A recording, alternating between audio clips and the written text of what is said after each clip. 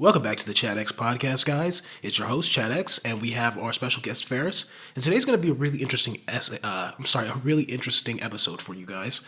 Today, we're going to discuss a little bit of some things that have already happened, some things that are currently happening, which we are a current events podcast, and some projections for the future. So, to start off, I'm really just going to do this introduction and immediately throw it to my co-host. We're going to discuss the results of the prior French national election. Go ahead and take over from here, Ferris. Hey guys, it's Ferris. So I want to give you guys a little insight of what happened in the past. First of all, let's talk about the big discussion today is Marine Le Pen, who is a far right-wing politician in France. Part of I think the National Party of France, they call him. The National Rally would be the English translation. National Rally. Yes, National Rally. The interesting about her thing is that she's been the main focal leader since I think 2011, I believe it was. Her father was a very famous, not a good man. Let's just say that I think part of the Nazi Party of France back in the day. He's the one who I think we talked about him a little bit earlier this year in a podcast because he passed away this year. Very recently. Very recently, like in the beginning of this year. To have a little discussion, she is somebody who was the main rival of the current president of France, who is Emmanuel Macron. Macron is more of like a centrist. They've been going against each other since I believe 2017, if I remember the elections then. They were like going back and forth. I remember that. It still to this day. So the last election was really crazy because France, the right wingers, Marine Le Pen, was very close to winning this election. Very close to winning. And what happened was like Macron centrist and the far left wings, they made a coalition to be able to kind of be together because how the French politics work is whoever has the majority get to elect their like prime minister and mainly their president. So what happened was they got together, the leftists and the centrists got together and they formed a coalition. By doing that, they made Macron the president of France again. But then what happened was the right wingers thought it was like they got robbed and all that. They thought they were there. They thought like the election was stolen from them, you know. But then what happened was like when Macron, what he did was I think he just upset the left wingers in France mainly because the fact all they asked for was to help that because they saved the centrists and saved Macron's party from losing. They were supposed to get like something in return, and they wanted the prime minister spot, and they didn't get the prime minister spot, and Macron gave it to a right winger instead. So it was a big spit in their face, which could have been a very dangerous thing for the 2027 elections in France. That's going to be coming up in 2 years. So. Exactly. And as always, we want to give you guys the youth perspective on this. So I actually do have some data pulled up right now about the voting demographics, specifically as they relate to age in the 2024 French election, which is the one we're discussing, that just happened. Mm-hmm. So in the 18 to 24 demographic, the NFP, which in English would be the New Popular Front, which is the left-wing party that Macron and his little centrist coalition brought into the fold in order to defeat the far-right surge of the National Rally. They were the most popular by far among the 18 to 24-year-old demographic, and probably the second most popular overall. Now, to be clear, the Ensemble, which is the centrist coalition, extremely popular with older French people. So 60 to 69 and 70 plus, very much voting for that centrist coalition that's run France for the past few years. Macron is probably actually, in general, the most powerful centrist leader in the world today. We've seen a big surge in far right leadership around the world, and we've also seen in certain countries, namely Mexico, some of the left wing candidates, as well as Venezuela, Nicaragua. There have been some surges of left wing candidates. A lot in South America. This happens. South America notably kind of goes back and forth between extreme left and extreme right, and it looks like the rest of the world is kind of starting to do the same thing. But in general, I feel like the far right surge has taken a lot of global attention in the news cycle. But Macron has somehow survived it all through his political instincts and through a talent for deal making, I would say. He was able to convince the leftists that the far-right party was a greater threat to democracy and the French national identity than he was.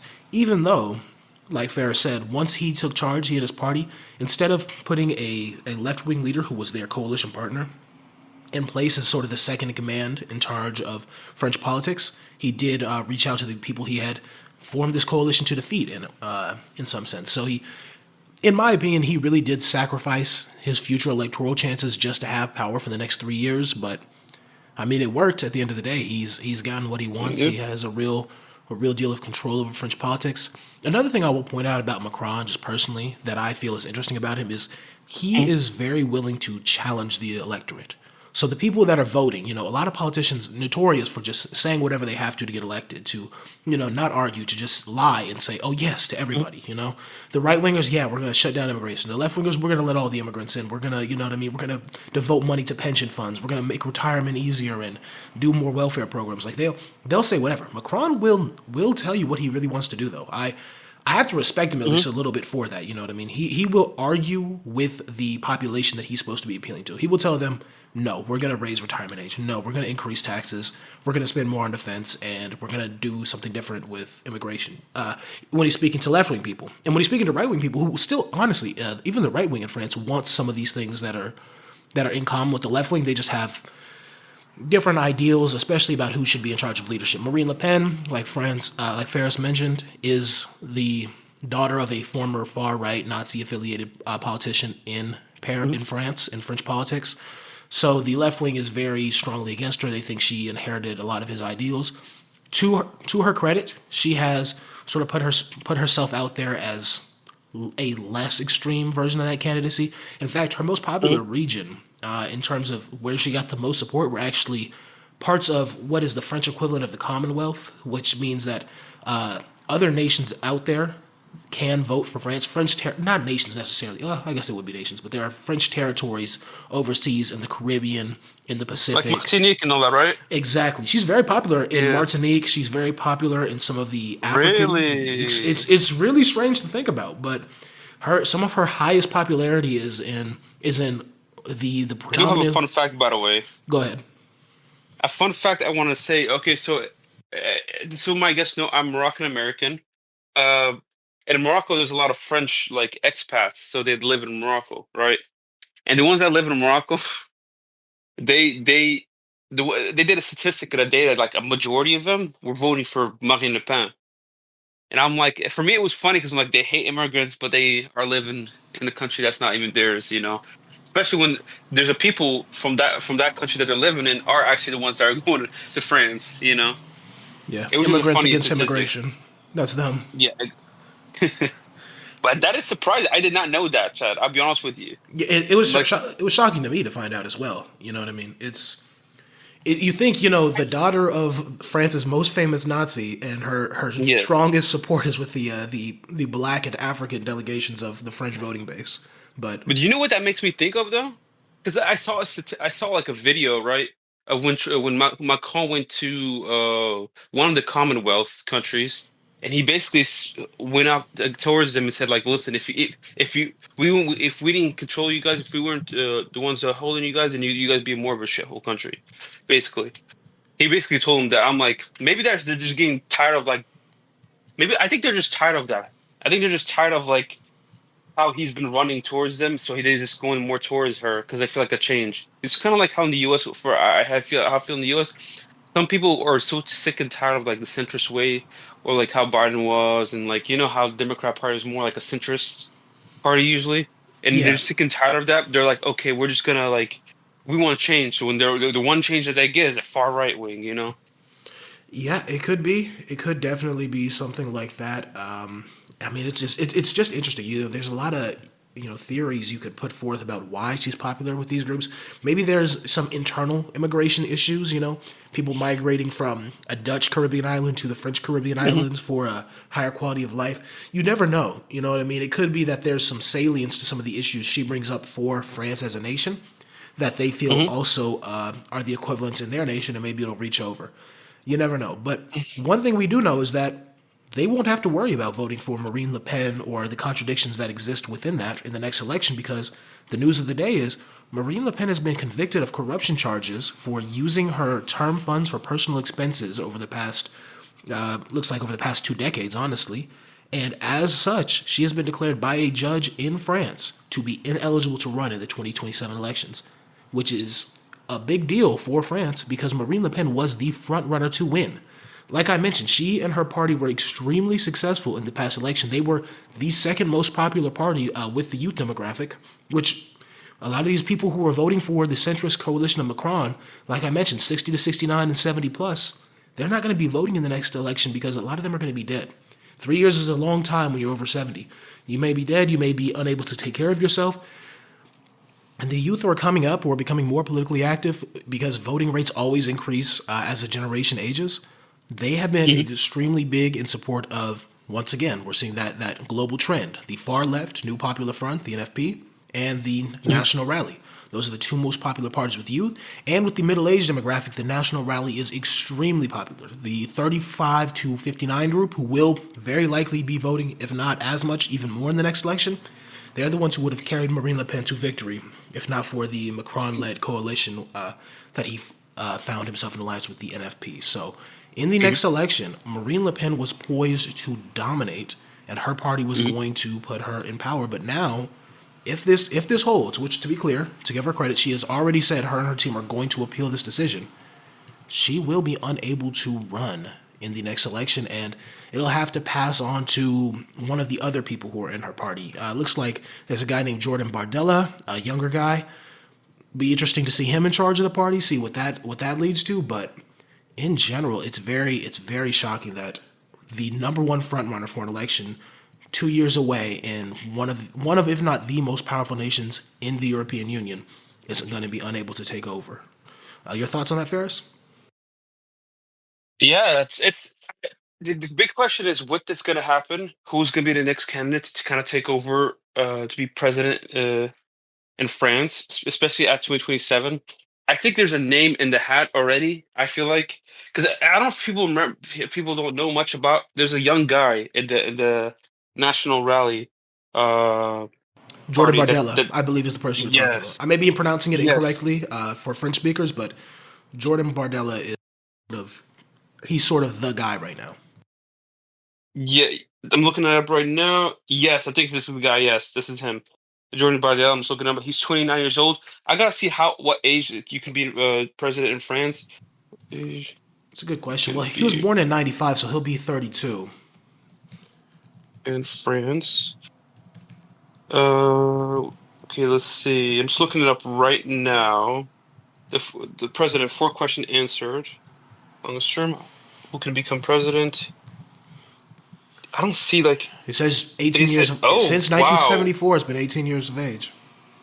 that is crazy because the U.S. is totally different than that. You got to be 35, I believe, at least to be able to be president here Yeah, over the age of 18. Yeah, yeah. So he's definitely qualified to do that. I'll be honest with you. This if he's a guy who I think from what I've seen he has a little charisma going on and whatnot. So I think he's the guy that is going to be taking over from Macron, and this is Macron's chance. I think Macron's chance is over after that if he takes over because why would they go up from a young guy to her? Even so, she's a big name.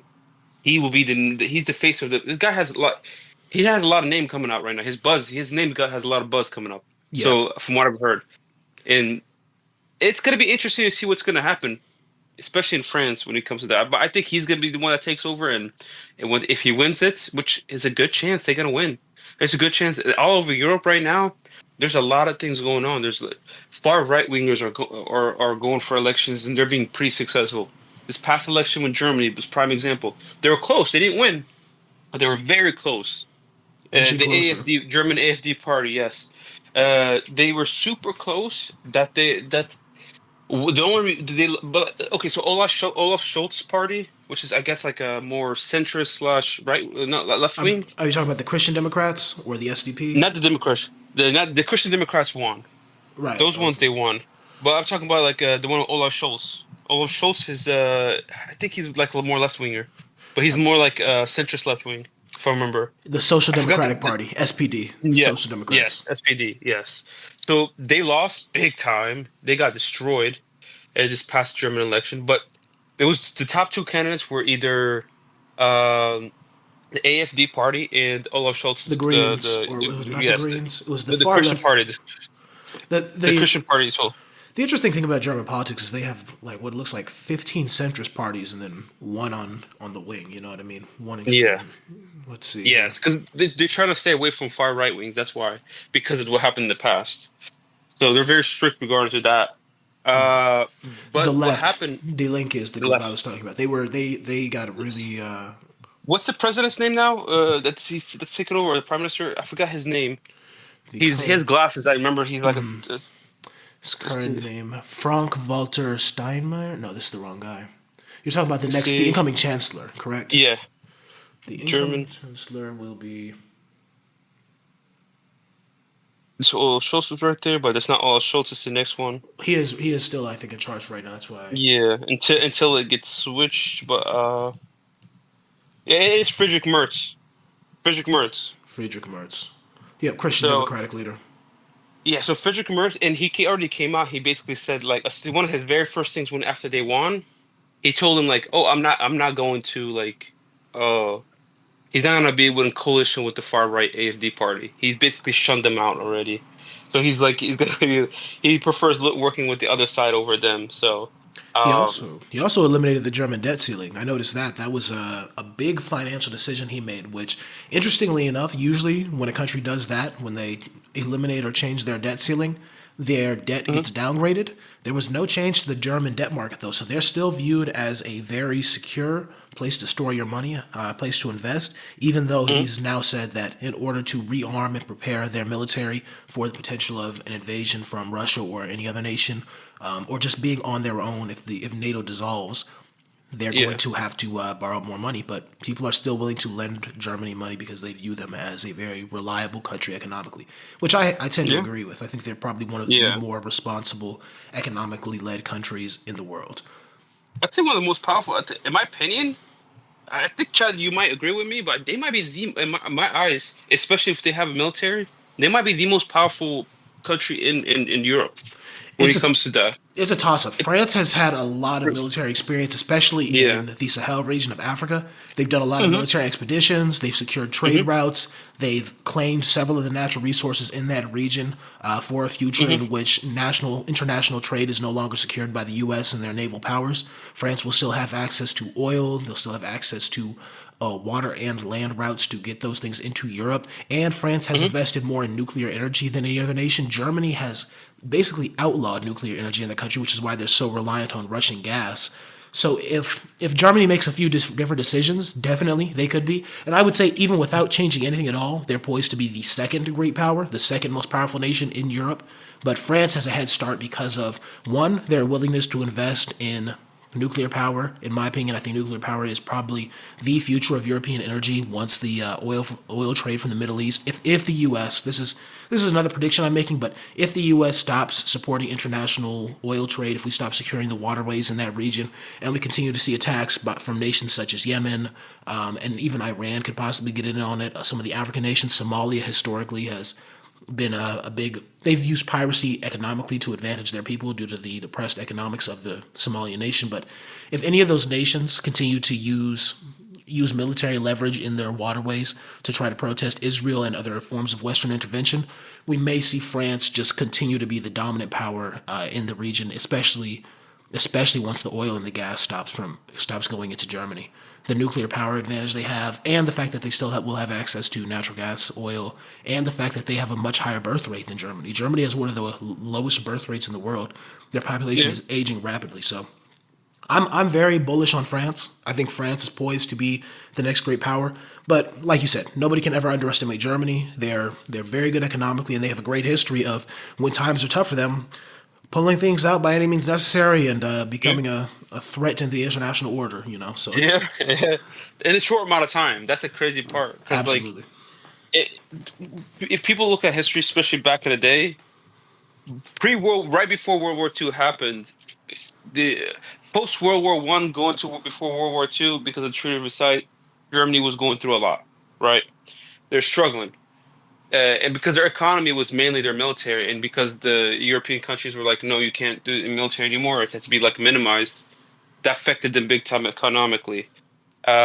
And right now, again, if I remember, they don't really have a military, right, in Germany. They actually do. Be- They have significant military expenditures. That's a little overplayed. The idea that they don't spend money on their military. What they have been going through is a recruiting crisis with their youth. A lot of people Mm, don't want to join the military in Germany. There's a few theories about that. One is it's just the wages aren't high enough. You make more money in the private sector. Germany has a very tight employment market now that they've shut down yeah. some of their immigration, and they have a low birth rate for young workers. So it's pretty easy to get a job in Germany. And if you get a job, there's competition for wages, so you can usually get paid more than you would get paid in the military.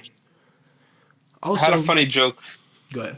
Oh, sorry. So I said I had a funny joke about like the recruiting. I was like, they could do like what the U.S. does, and, like give them a Camaro, you know. Yeah, for But sure. Go to but every instead high of school in Camaro, they Germany. got Mercedes or something like that. Yeah, the sad part is they don't even view Mercedes as we'd probably rather have a Camaro over there. Everybody has a Mercedes. Yeah, exactly. So Yeah, no, but it's very interesting. But I think when times get tough, military recruitment does go up for most people around the world. Speaking yeah. of the European international order changing and really the global national order, our second story of the day is one related to Europe and the United States. The Vice President of the United States, J.D. Vance, recently did a visit to Greenland where he really, I want to say reinforced, but it almost feels like he expounded upon the ideas that had previously been put forth by Donald Trump that Greenland could become a U.S. territory. It could be annexed, it could be taken from Denmark. He made some statements saying things like Denmark has done a terrible job of managing Greenland, and Mhm. the wishes of the president cannot be ignored. So if Yeah. that does occur, there are going to be some third order, some ongoing effects with international politics. One of the immediate effects may be the dissolution of NATO. This could, I genuinely believe, if Denmark is annexed by the United States, that will mark the end of NATO. Because it will be an internal conflict where America, which is the guarantor of NATO, NATO half of the budget is America. You know what I mean? More than half, honestly. Yeah. So if America starts to decide to bully other countries and take territory from them and do things like that, what is the point of the North Atlantic Alliance? I mean, Greenland is about as far north as you can go in the Atlantic.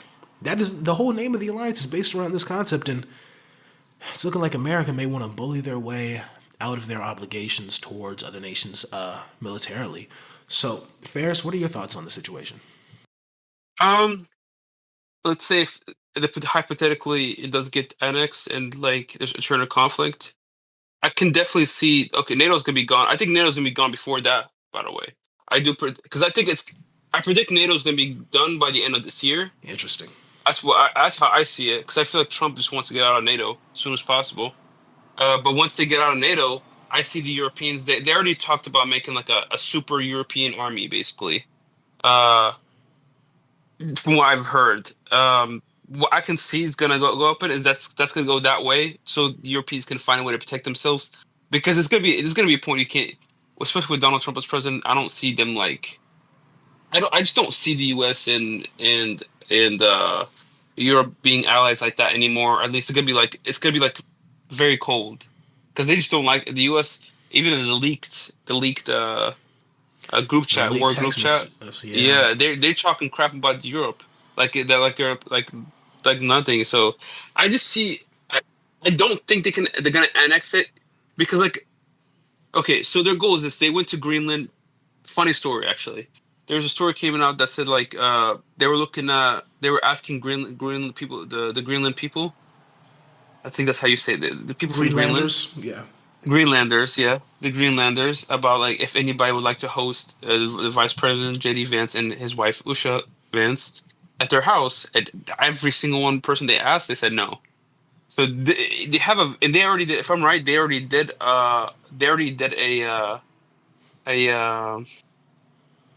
a vote if they want to be away from Denmark and if they want to be self-sustainable and or if they want to be like if they don't Continue. want if they want to be part of the U.S. and they're like no, they do not want to be part of the United States. That's one thing for sure. They do not want to be part of the U.S. So anything that's been said right now, especially from the Trump administration regarding to Greenland, saying oh like they're being treated bad, they're just I think it's just propaganda just so they can try to wait it this so when they do invade in the future, even Vladimir Putin came out and said like You better watch out because of that, which is kind of crazy to say. Yeah, So I mean, he knows a thing or two about invading sovereign territory, so yeah, it's yeah. definitely interesting. Definitely interesting. It's interesting that you think, your predictions that NATO will be dissolved by the end of this year. That seems awful quick to me, Mm, but anything's possible at this point. We are moving towards further escalation in terms of U.S.'s isolationism, especially under yeah, Donald Trump.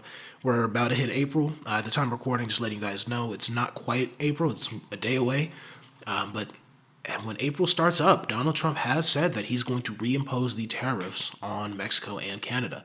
Canada has specifically said that their relationship with the U.S. will never be the same. The leadership of yeah. Canada, because they don't view the U.S. as a reliable security or trading partner anymore. Mm, For the past couple of decades, we've been so integrated that it almost feels like Canada is an extension of America. They were in Iraq, they were in mm, Afghanistan.